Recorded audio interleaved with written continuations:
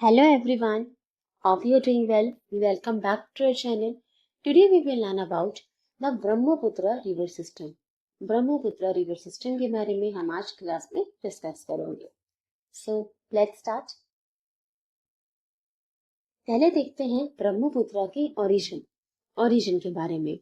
The Brahmaputra river originates from the Chema-Yangtze Glacier, Kailash range near the Mansarovar lake in Tibet. तो तिब्बत में Mansarovar lake के पास Kailash range में शेमा Yungdung glacier से उत्पत्ति होती है ब्रह्मपुत्र नदी, ब्रह्मपुत्र रिवर की. ठीक है, देख सकते हो आप ये Mansarovar lake, Kailash range, Chema Yungdung glacier. तो उस ग्लेशियर का जो पानी पिघलता है तो वो बनता है ब्रह्मपुत्र रिवर. तो कहाँ पे? तिब्बत में मानसरोवर लेक के पास, कैलाश रीजन के पास चेमा यंगटन ग्लेशियर से उत्पत्ति होती है ब्रह्मपुत्र रिवर, ब्रह्मपुत्र नदी की.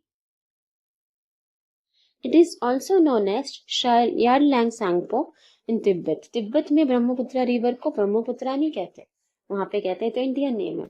वहां पे कहा जाता है यारलैंग सांगपो. यारलैंग सांगपो, सांगपो रिवर आपने सुना होगा, सांगपो टी साइलेंट है, सांगपो रिवर.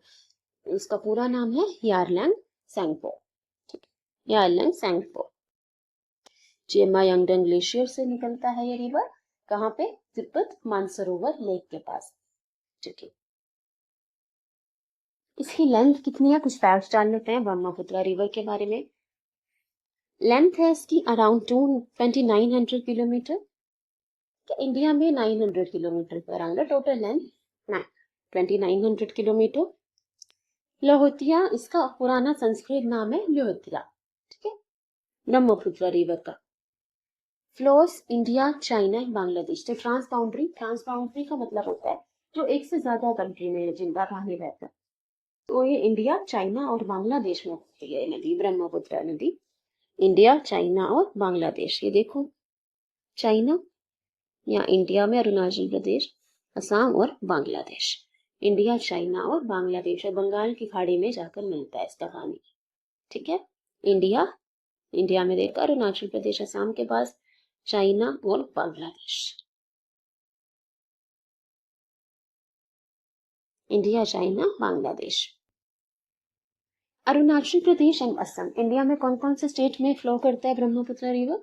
अरुणाचल प्रदेश एंड असम. अरुणाचल प्रदेश, असम देख सकते हो, अरुणाचल प्रदेश और असम. अरुणाचल प्रदेश, असम में फ्लो करता है Brahmaputra river. It runs parallel to the Himalayas in Tibet.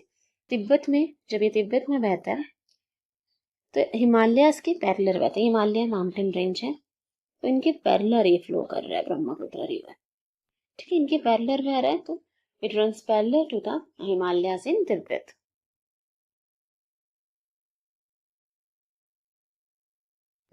It takes a U turn. अब ये कहां से ओरिजिनेट हुआ था? चेमा यंगटन ग्लेशियर, तिब्बत मानसरोवर लेक के पास.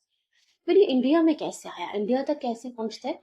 It takes a U turn. ये यू टर्न ले लेता है, एक घुमाव ले लेता है. यू टर्न ले लेता है ना, जैसे आप यू टर्न लेते हो रोड क्रॉस करते करते, तो वैसे ये भी यू टर्न ले लेता है साउथवर्ड्स. ठीक है, साउथवर्ड दक्षिण की तरफ एक यू टर्न ले लेता है, घुमाव लेता है एट नमचा बारवा में, and enters India through a gorge in Arunachal Pradesh known as Yarlung Tsangpo gorge. तो इंडिया में एंटर करता है जॉर्ज, एक वैली, एक घाटी बनाते हुए नामचा बरवा पे एक यूटर्न ले लेता है, एक घुमाव ले लेता है दक्षिण की तरफ साउथवर्ड्स, और फिर इंडिया में एंटर करता है अरुणाचल प्रदेश में एक जॉर्ज बनाते हुए. And enters India through a gorge in Arunachal Pradesh. उस जॉर्ज का नाम क्या है? Yarlung Tsangpo gorge. एक घाटी, एक वैली सा बनाते हुए ये एंटर करता है अरुणाचल प्रदेश में, जिसका नाम है यारलैंग सांगपो जॉर्ज. देखो यहाँ पे देख सकते हो, अभी ये तिब्बत में बह रहा था, फिर इसने एक यू टर्न लिया. देख सकते हैं यू शेप बनी हुई है, यहाँ पे एक यू टर्न ले लिया इसने, यू घूम गया, यहाँ पर इसने यू टर्न ले लिया और फिर ये हिमाचल प्रदेश में एंटर कर गया. It takes a U turn at Namcha Barwa में.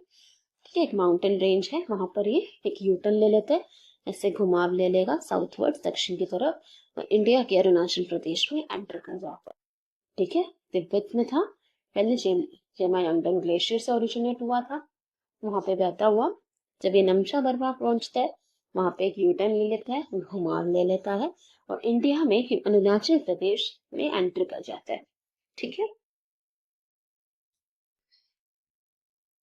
It is known as Siang और दिहांग इन अरुणाचल प्रदेश।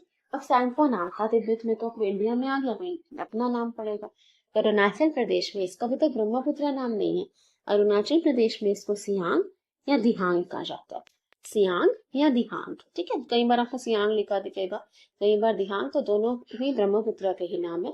अरुणाचल प्रदेश में इसको सियांग या दिहांग कहा जाता है। एंटर कर गया अभी सियांग रिवर अरुणाचल प्रदेश। अरुणाचल प्रदेश में एंटर करने के बाद क्या होता है, it is joined by Dibang and Lohit river near Sadiya at Assam valley. Arunachal Pradesh में फ्लो करेगा, फिर ये असम की तरफ जाता है और असम वैली में इसको दो और रिवर ज्वाइन करते हैं।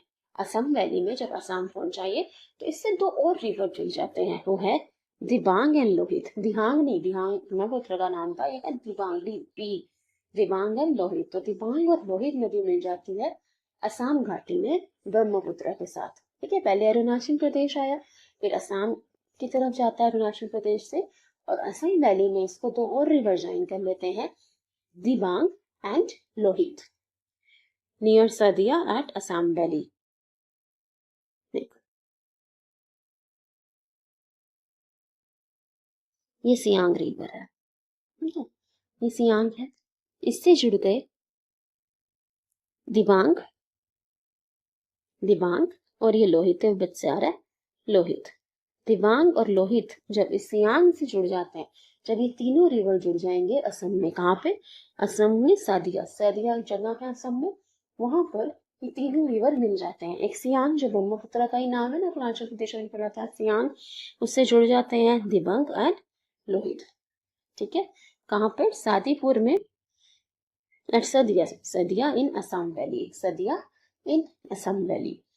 फिर इसका नाम पड़ता है ब्रह्मपुत्र रिवर। जब सियांग रिवर दिबांग और लोहित से मिल जाता है तब इसका नाम पड़ता है ब्रह्मपुत्र असम में। ठीक है, अरुणाचल प्रदेश में जब एंटर किया तब नाम था उसका सियांग या दिबांग। फिर जब अरुणाचल प्रदेश से वो असम की तरफ गया तो असम में दो रिवर उससे और मिल गए, दिबांग और लोहित, और तब ये तीनों मिल गए तो इनका नाम पड़ गया, जो नदी मिली इन तीनों के मिलने से, इन तीनों के मिलने से जो नदी बनी तो उसका नाम है फिर ब्रह्मपुत्र, वो है ब्रह्मपुत्र। ठीक है, सियांग, दिबांग, लोही, सादिया, असम में तीनों रिवर मिल गए। ठीक है, तीनों का पानी एक हो गया, और जब तीनों पानी एक होकर जो बहा उसका नाम है ब्रह्म, वो है ब्रह्मपुत्र रिवर। ठीक है, नॉन एज ल्यूइट इन असम, ब्रह्मपुत्र का ल्यूइट नाम भी है असम में। सियांग में दिबांग और लोहित मिल गए, निधिया सदिया इन असम वैली। अब एक और फैक्ट है ब्रह्मपुत्र रिवर के बारे में। It forms Majuli island in Assam, largest river island in the world. सबसे बड़ा जो रिवर आइलैंड है, ठीक है, रिवर के थ्रू बनाया गया जो सबसे बड़ा आइलैंड है, लार्जेस्ट रिवर आइलैंड पूरे वर्ल्ड में, सिर्फ इंडिया में नहीं वर्ल्ड में, वो है मजूली आइलैंड, मजूली आइलैंड। और मजूली आइलैंड कौन सा रिवर बनाता है, Brahmaputra river. Brahmaputra river Majuli island बनाता है असम में, असम में, जो कि लार्जेस्ट रिवर आइलैंड है वर्ल्ड में। आइलैंड क्या होता है, एक पीस ऑफ लैंड जिसके चारों तरफ पानी हो, ऑल साइड वाटर। तो जो ब्रह्मपुत्र रिवर है जो लार्जेस्ट रिवर आइलैंड बनाता है, जिसका नाम है मजूली आइलैंड, रिवर के द्वारा बनाया गया सबसे बड़ा आइलैंड पूरे विश्व में, पूरे वर्ल्ड में है मजूली आइलैंड, ब्रह्मपुत्र रिवर से बना होता है। Majuli island is considered the soul of Assam, इसको सोल ऑफ असम भी कहा जाता है। आप इसकी पिक्चर देख सकते हैं, असम घूमने जाते हैं जो मजूली आइलैंड विजिट करते हैं बहुत लोग। ठीक है, ये वर्ल्ड का सबसे बड़ा रिवर आइलैंड है, रिवर आइलैंड।